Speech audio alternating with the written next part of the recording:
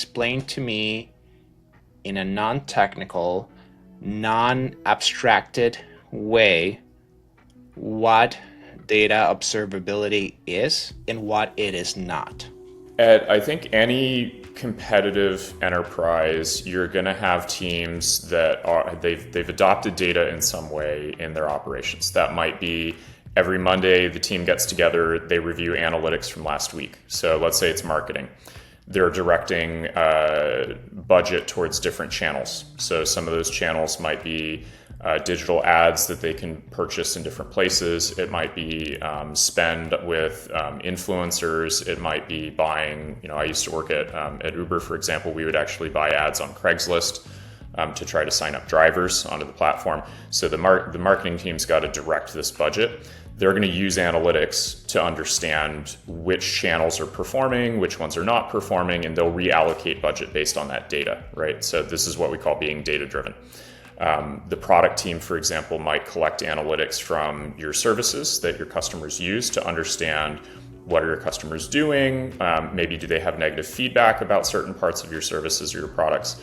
So that's the product team being data-driven. Your finance team might use data to do forecasting, financial planning, things like that. So all those teams assume, or they need to assume, that the data they're working with is correct.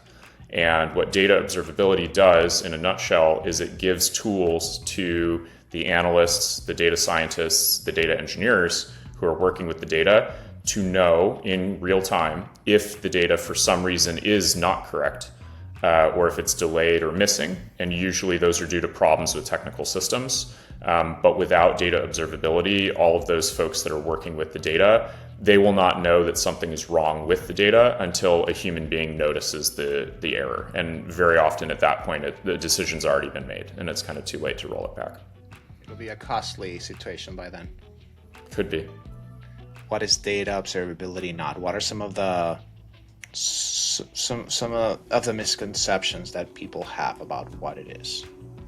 I think maybe the biggest question that we get out the gate is so the concept of data quality. I'm sure everybody's heard this phrase, before, at least in the abstract.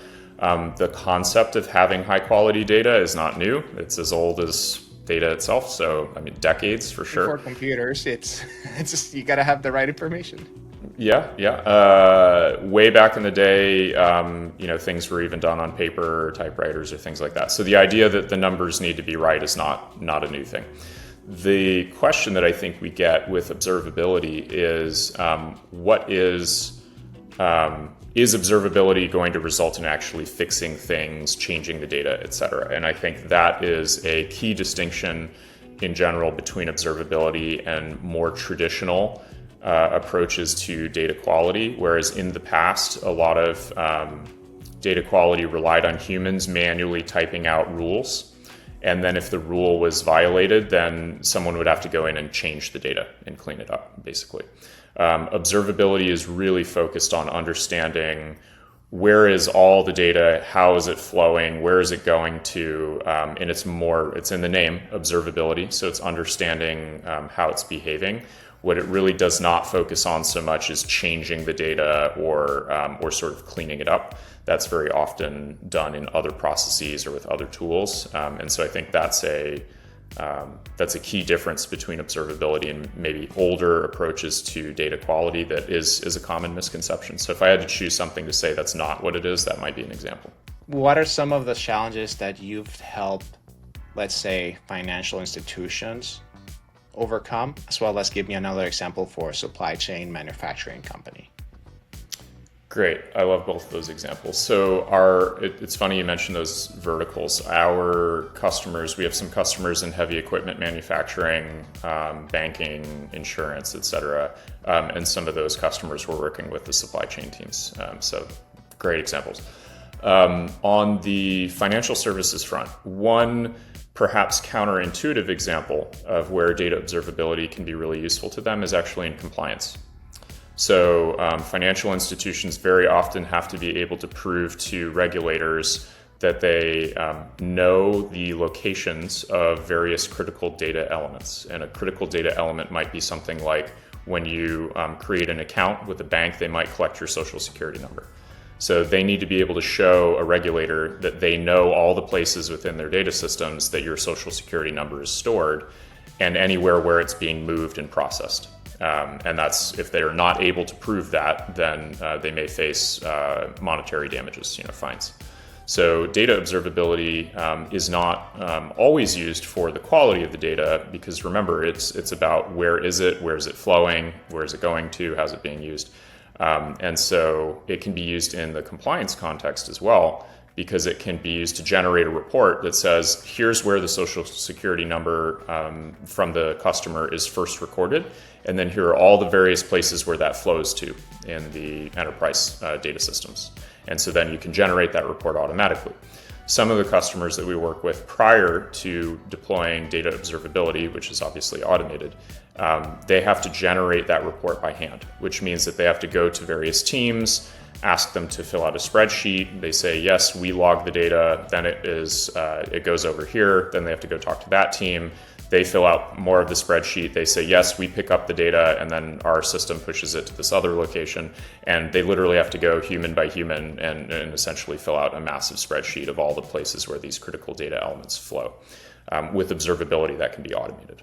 So that's a compliance use case in financial services that I think is interesting.